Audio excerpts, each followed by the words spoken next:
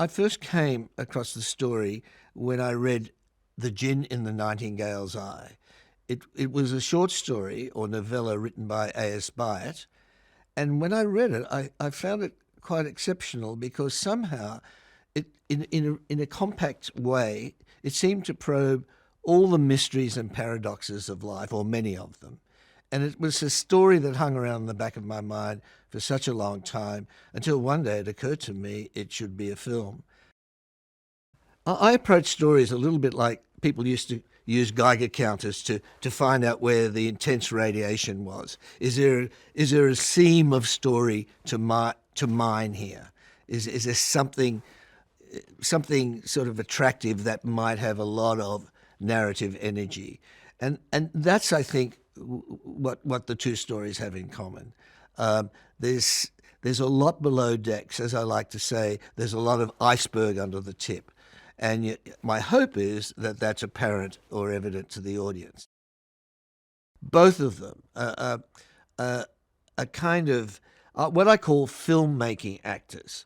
Those that try to understand the process that the film is going through, and they're there to get the film made. They're both artists in that way. They're not just they're trying to see how the whole team can work together, and also contribute to the strategies that would make the film work best. Even in the simplest, most fantasy-driven fable, there is truth. I think that's why we tell stories. That's why the way we communicate deep and deep philosophical and psychological issues to our children, we do it through stories. I learned that by making films about dancing penguins and talking pigs, and they have a lot of truth in them. When we go to the cinema, it's a kind of public dreaming, and stories, and particularly allegorical stories like this, are a kind of dream. You're invited into the dream, and hopefully you're caught up into it.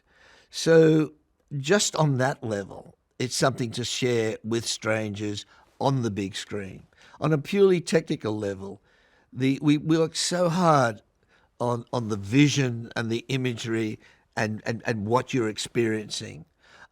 We work so hard on the sound and the music and bringing that sonic landscape and bringing the two together. And we work so hard on trying to tell a story that keeps you leaning forward in your seat.